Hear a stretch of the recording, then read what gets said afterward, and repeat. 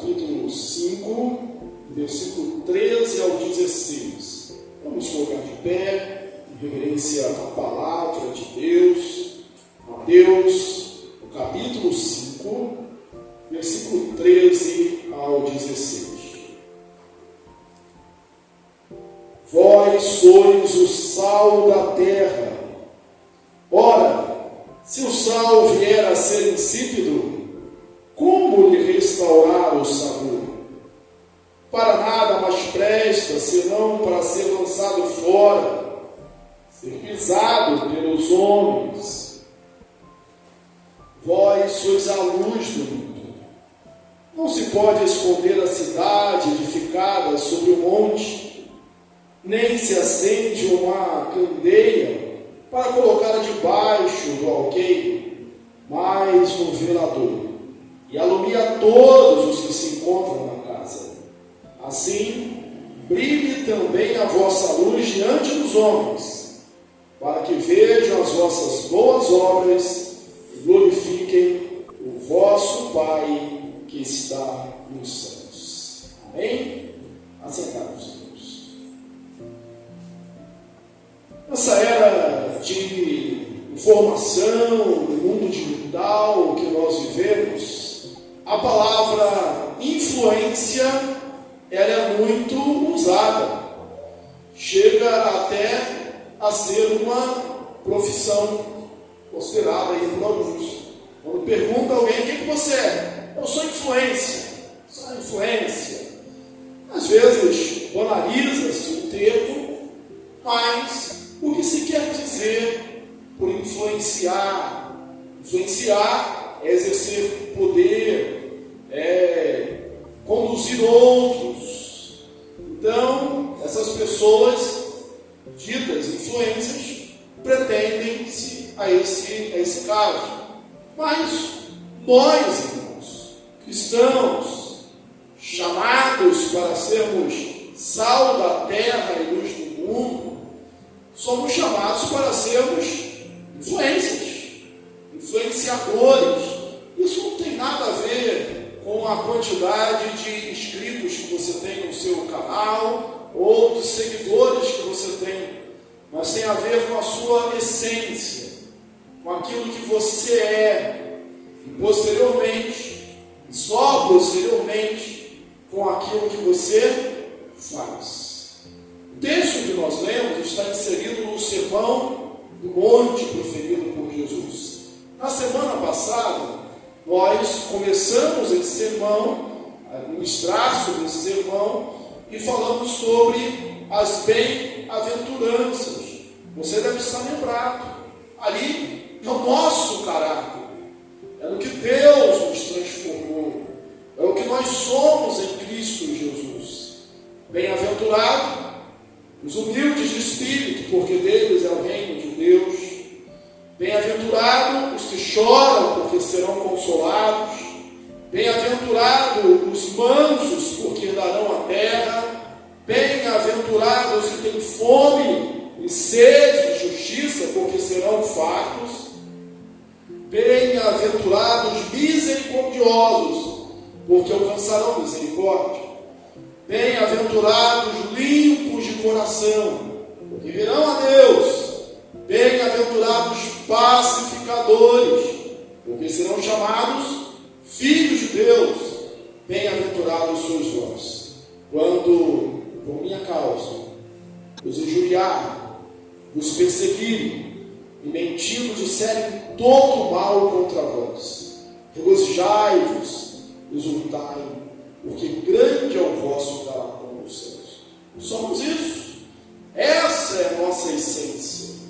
Isso é o que Deus quer que nós sejamos. Isso aqui seria o decálogo, o mandamento, o novo mandamento cristão. A ética cristã está aqui resumida. E aí Jesus usa agora duas metáforas para realçar isso, para mostrar o que nós somos, o efeito desse bem-aventurado que nós somos. Ele diz: vós sois o sal da terra. Vós sois o sal da terra. Ora, Se o sal vier a ser insípido, como lhe restaurar o sabor? Para nada mais presta, senão para ser lançado fora e pesado pelos homens. E aí a gente vai pensar em algumas propriedades do sal. A primeira propriedade do sal é a sua pureza, precisa ser puro.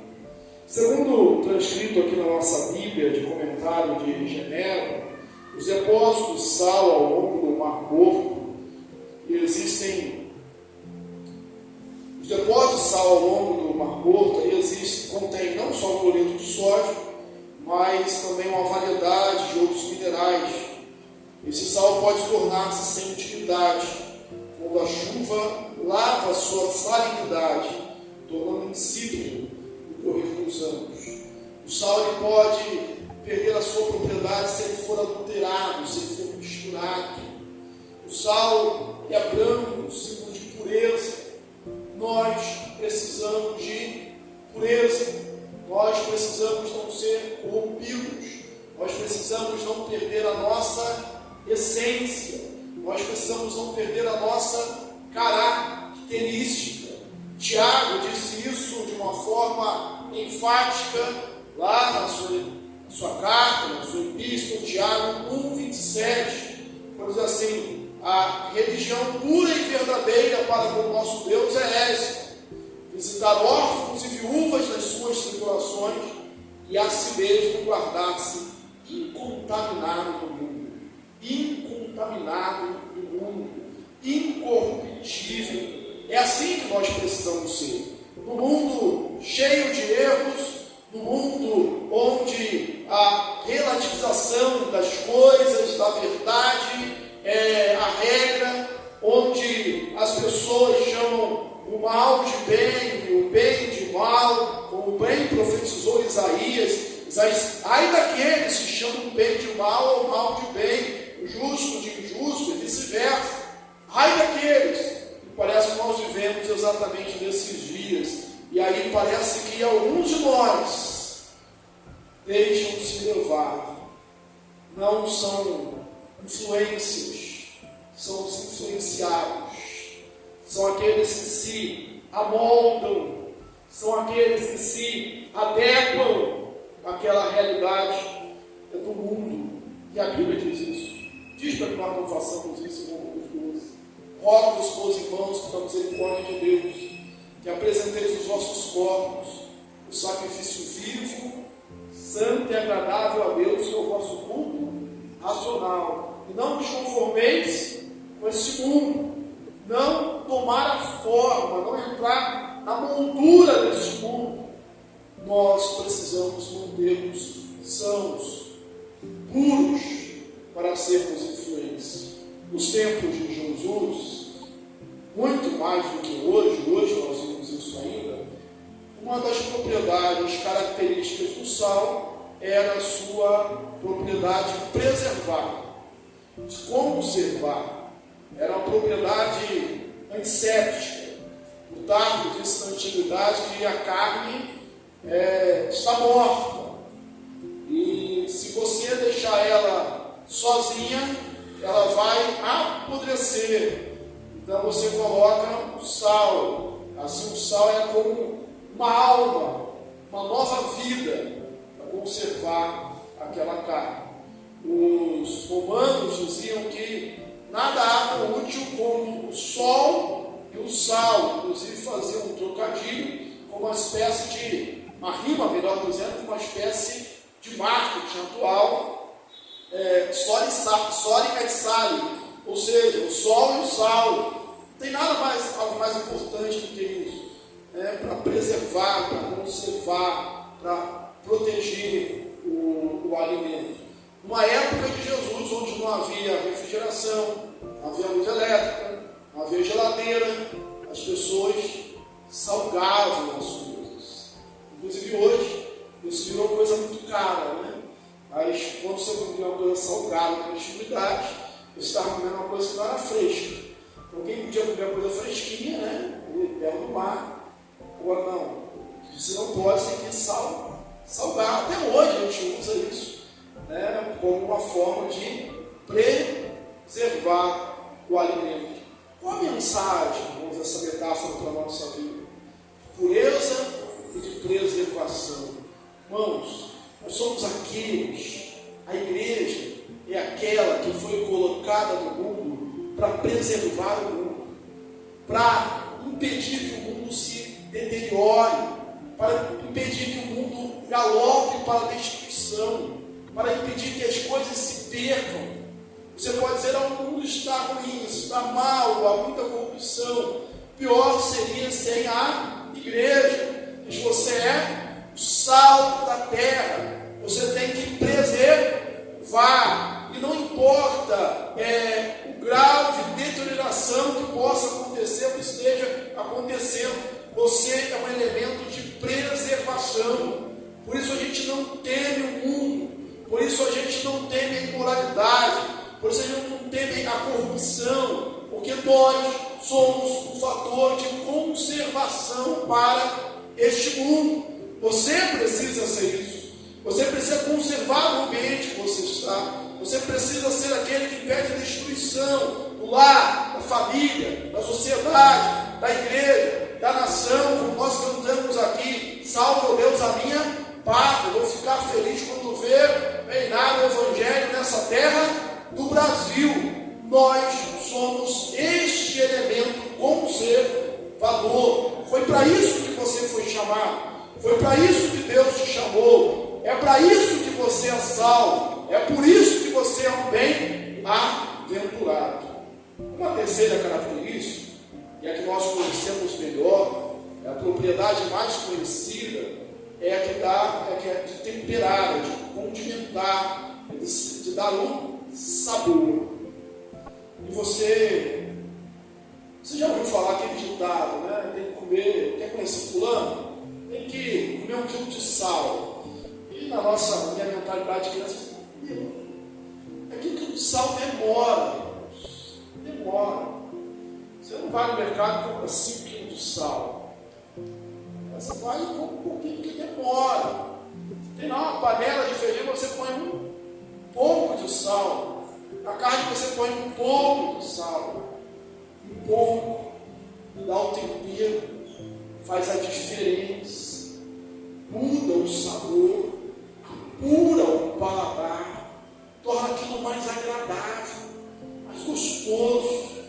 Melhor. Mas não precisa muito. Uma pitada. Não precisa muito. Um pouquinho. É você na sua escola. Você diz, mas eu sou minoria. Mas quem disse que precisa muito é uma pitada de sal, que tempera o alimento. Mas eu sou minoria na faculdade. Não importa, uma pitada de sal. E muda o sabor do alimento. Mas eu sou minoria no escritório, na fábrica, na oficina, no comércio. Eu sou minoria. Não importa. É uma pitada de sal. E muda o sabor das coisas. Influencia, transforma da cor, da vida. Quando a gente quer dizer que alguém é sem graça, mas aí fulano é sem sal. Fulano é sem sal, sem tempero. O sal dá esse sabor, mas pode ser uma pitada, um pouquinho. Há algo ainda no sal que me chama a atenção, é que o sal, ele é que influencia. Ele é que tempera. O sal, se você põe na alface, a alface vai ficar temperada. Mas o sal não vai ficar com sabor de alface. O sal não vai ficar com sabor de carne. O sal não vai ficar com sabor do giló, do chuchu, etc.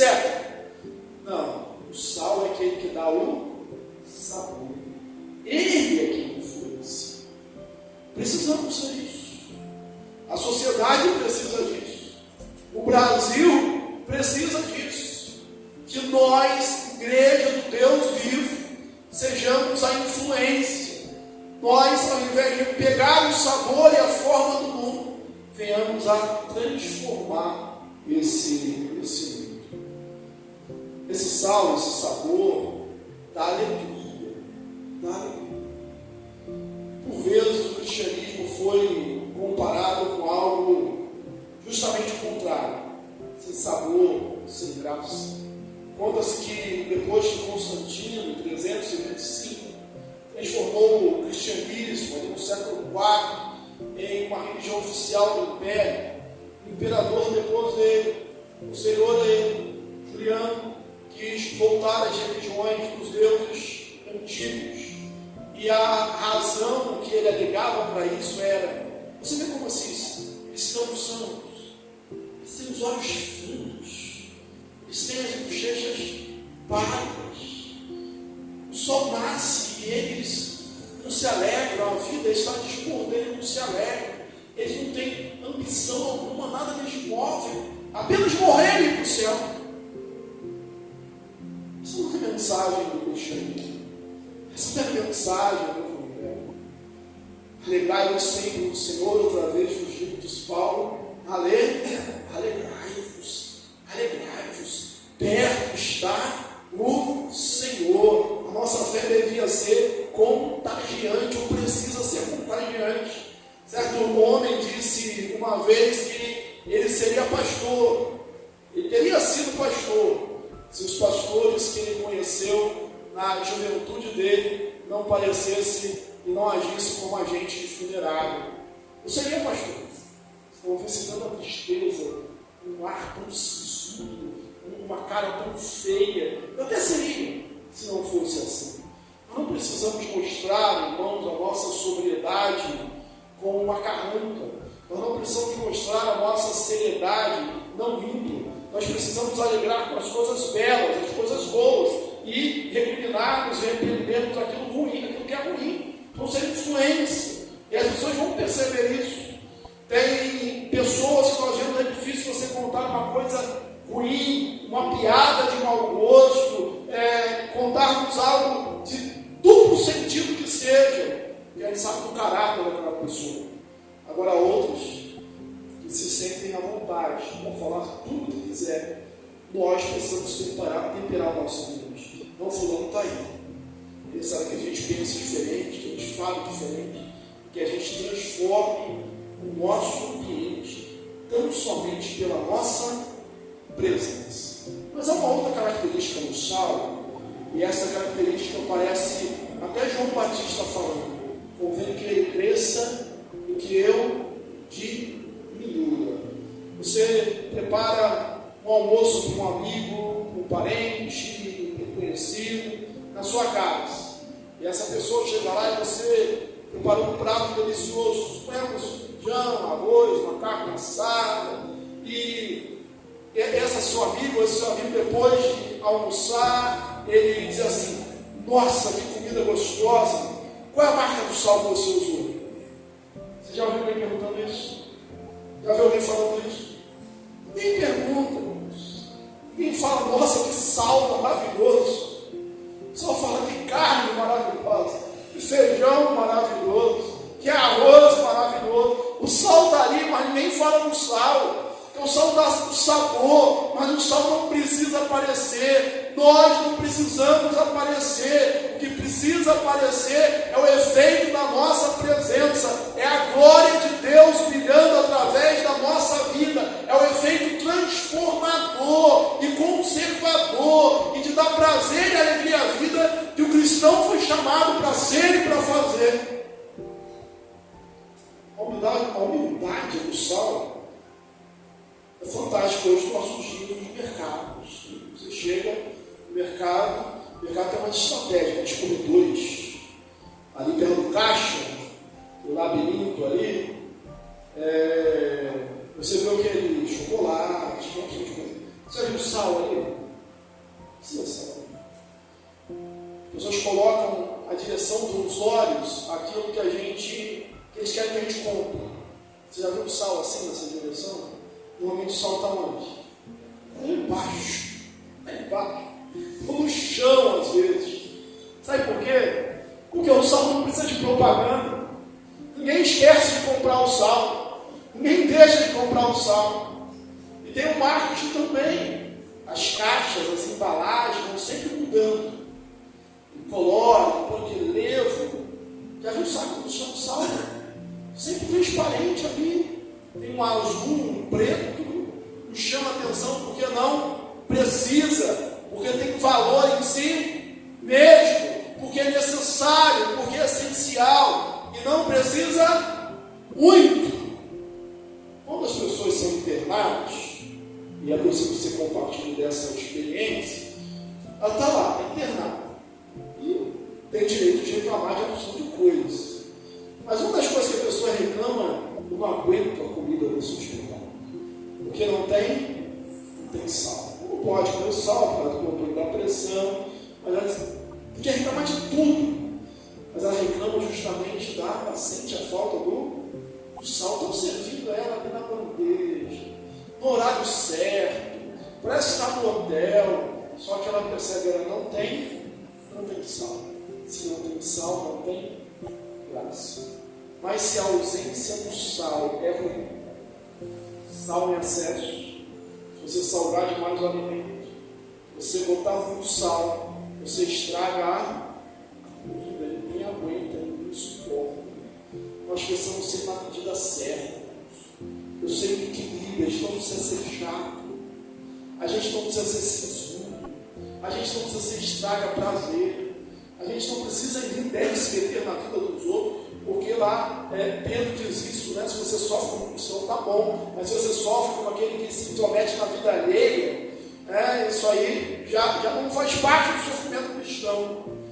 Tem que ser na medida certa, Para acontecer como aconteceu na igreja primitiva, relatado em Atos 2, a igreja contava com a simpatia de todo mundo. Como eu gosto muito da linguagem da palavra, não posso deixar de citar o texto. Seja a vossa palavra temperada com sal, para que saibais responder a cada um, sempre, o tempo todo, temperada com sal, para que você saiba responder a cada um. Você é salvo, você conserva-se, você precisa para isso manter a sua pureza, você precisa estar na medida certa, você precisa estar misturado ao alimento. Assim disse, e nós repetimos hoje aqui, é sal fora do saleiro, é sal misturado, é sal fazendo o efeito, é sal cumprindo a sua função. E se não temperar, só parece sal, mas não é sal. E a Bíblia diz que pelos frutos nós seremos conhecidos. Lembrei do meu pai, já falecido. Meu pai gostava muito de carré. E eu comecei a gostar de carré também. Mas ele não viveu para ver isso.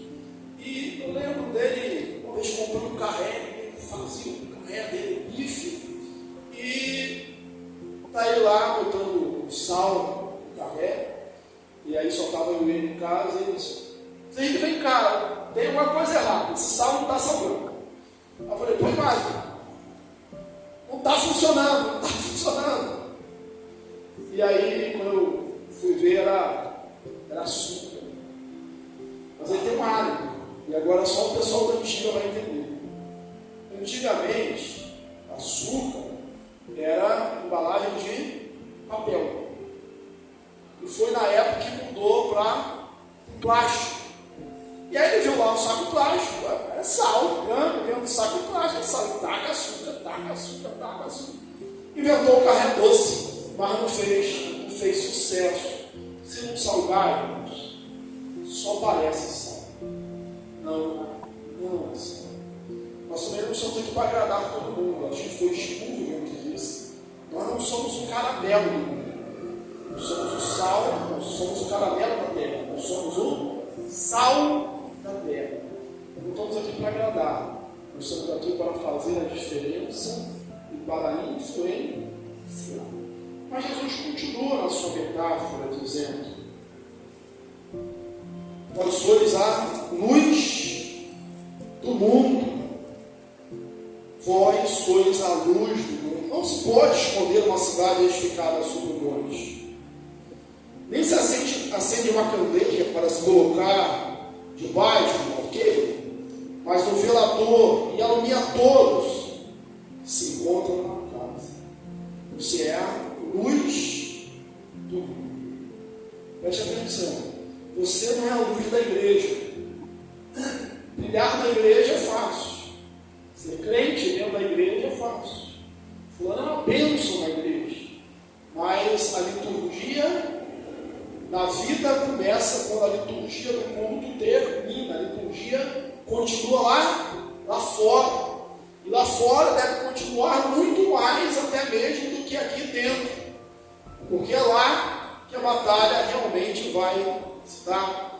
E se o sal é algo imperceptível ao olho, não precisa aparecer, a luz é algo que aparece, é algo que brilha.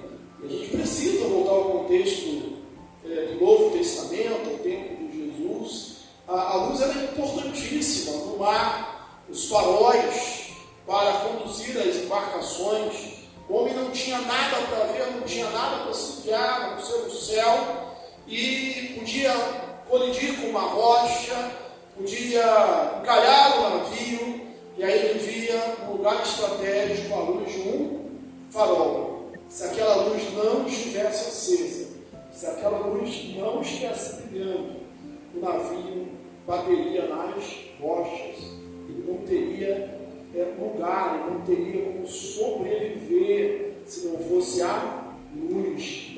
Inclusive hoje a gente usa o meu farol, né? Minha luz é o meu referencial. Inclusive quando a gente voa e vai pousar, o avião vai pousar à noite, a pista ela é iluminada. O piloto de longe ele vê aquela luz.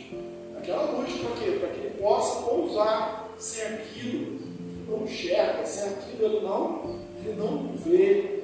Nós somos aquilo que orienta, que direciona, que aponta. Se anda em trevas, disse Jesus, pode cair num buraco. Né? Se você anda em trevas, você tropeça, você cai. Quem anda em trevas, tropeça, cai. Quando a luz está acesa, você não tropeça. Você não cai, você sabe onde você está pisando. Você precisa ser aquele que evita a queda dos outros. Lá em Provérbios, foge da referência bíblica agora, mas nós lemos assim: livra aqueles que estão sendo levados para ser mortos, aqueles que vão campaneando para ser mortos, salvos. Nós somos esses. A luz, ela mostra o caminho, ela mostra a direção, ela evita a queda, ela evita a ruína. E onde ela é colocada? Jesus diz: olha, não dá para esconder uma cidade edificada sobre montes. Onde você estiver, você terá que brilhar. A bênção de Deus vai te acompanhar. Porque não é um lugar, não é onde você está, é você que é a luz. Lembra de Abraão, o seu sobrinho Ló? Ele chegou e disse para Ló: escolhe para onde você vai. Abraão podia pensar assim: mas e se eu escolher uma parte boa e eu escolher uma parte ruim? O que foi que aconteceu? Mas Abraão não estava preocupado com isso. Que Abraão sabia que a bênção estava com ele. Onde ele fosse, a bênção o acompanharia. Onde ele fosse, ele seria próspero. Onde ele fosse, ele seria abençoado. Então pare de culpar o seu ambiente, pare de culpar o lugar que você está. A luz está em você, a luz brilha em você, pela graça, pelo amor de Deus. O apóstolo Pedro diz: nós somos como luzeiros do mundo. Nós somos luzeiros do mundo. E colocado no lugar alto. Não no velador, não debaixo de um alqueire. O que é alqueire? Alqueire é uma medida agrária, usada na agronomia. Mas fosse debaixo da medida. É porque essa medida era feita com cestos. E havia alguns de barro, de argila, para medir essa quantidade, ok. E não era tão fácil acender uma vela, acender uma lamparina, acender um fogo, como é hoje. Não tinha fósforo, você apagou, para acender, você vai sofrer. Então, quando saía de casa, tirava assim, do velador, colocava embaixo, colocava o alqueire, a medida. Para quê? Para evitar incêndio. Só que ali era uma medida para evitar incêndio. Você não acendia para colocar ali. Você acendia para colocar no alto, para iluminar. E se preocupe com uma coisa: vão estar de olho em você. Vão estar de olho em você. Você está aqui na igreja, está de noite. Até agora você não percebeu essa noite. Percebeu? Não percebeu? Percebeu. Mas se faltar luz, não precisa nem faltar. Se piscar, aí você percebe: opa, aconteceu alguma coisa. Enquanto você estiver brilhando, você está fazendo o seu papel. Mas se você piscar, se algo ofuscar você, as pessoas vão perceber. Isso vai ser visto no seu testemunho. Nós somos criados à imagem e semelhança de Deus. Isso é fantástico, porque a imagem de Deus era... Quem é a imagem de Deus? É Jesus Cristo. Então, o molde é Jesus. Nós somos imitadores de Cristo. E no Evangelho de João, que nós já estudamos aqui na igreja, ele apresenta os milagres como sinais. Os milagres são sinais. E Jesus se apresenta 7 vezes dizendo quem ele é. Aí ele diz: eu sou o pão da vida, eu sou a videira verdadeira, eu sou a porta, eu sou o caminho, a verdade e a vida, eu sou o bom pastor, eu sou a ressurreição e sua ressurreição é a vida, e antes, eu sou a luz do mundo. Nós não somos, ele falou, vocês são a videira verdadeira, vocês são o pastor, vocês são a porta, mas vocês são a luz. Como eu sou luz, vocês são a luz do mundo. Mas como somos a luz do mundo? Eu sou luz de Jesus. Há uma forma de explicar isso. O sol, ele brilha, porque ele tem luz própria. E a lua brilha também, porque ela reflete a luz do sol. Nós refletimos a luz de Jesus. Até tem um cântico, né, que a graça de Cristo se veja em mim, todo o seu amor, que as pessoas vejam Jesus em mim. Você é sal da terra, você é luz do mundo. Eu quero ainda citar um texto, que é o texto de Apocalipse. Apocalipse 21, a partir do versículo 23, 24, vai dizer que a cidade não precisa nem do sol, nem da lua para clarear, porque o Cordeiro, pois a glória de Deus a ilumina, o Cordeiro é a sua lâmpada, as nações andarão mediante a sua luz, e os reis da terra lhe trazem a sua glória. E ainda Filipenses 2,15, para que vos torneis irrepreensíveis, sinceros, filhos de Deus inculpáveis no meio de uma geração pervertida e corrupta, na qual resplandeceis como luzeiros do mundo. Qual resplandeceis como luzeiros do mundo. E aí Jesus faz a conclusão: assim brilha a vossa luz. Dessa forma brilha a vossa luz diante dos homens, para que vejam as vossas boas obras. Nós somos salvos pela graça, mas Deus destinou boas obras para que nós andássemos nela. Somos feituras dele, criadas em Cristo Jesus para boas obras, as quais Deus de antemão preparou para que andássemos nela. Efésios 2:10. A nossa luz deve brilhar.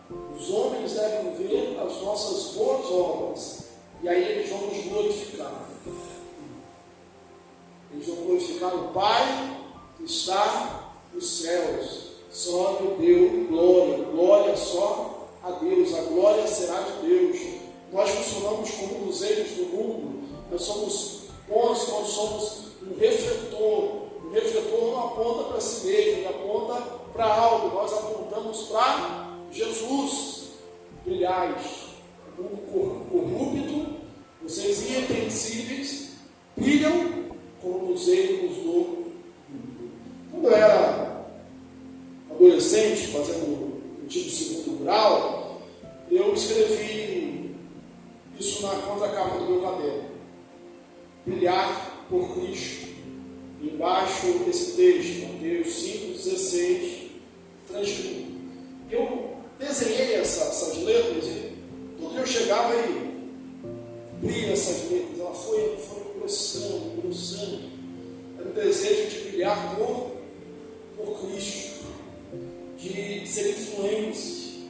E aí eu colocava folhetos na minha mesa e com o tempo as pessoas começaram a me procurar. Era um adolescente dando conselhos, era um adolescente procurando para explicar matéria. A gente mais velha do que eu, porque eu era o caçulinho, fazendo segundo grau à noite. Então, não importa o ambiente que você esteja, não importa que você esteja menor, se você for salvo, como Jesus diz que você é salvo, se você é luz como Jesus diz que você é luz, se você for irrepreensível, incorruptível, a sua luz vai brilhar, você vai brilhar como um luzeiro do mundo. E não tenha dúvida, porque a Bíblia afirma isso. Deus quer isso. Essa é a vontade de Deus para a sua vida. Não há nenhuma condicional, não há nenhum ser que é assim. Assim brilha a vossa luz diante dos homens, para que vejam as vossas boas obras e glorifiquem o vosso Pai que está nos céus. Que Deus te abençoe.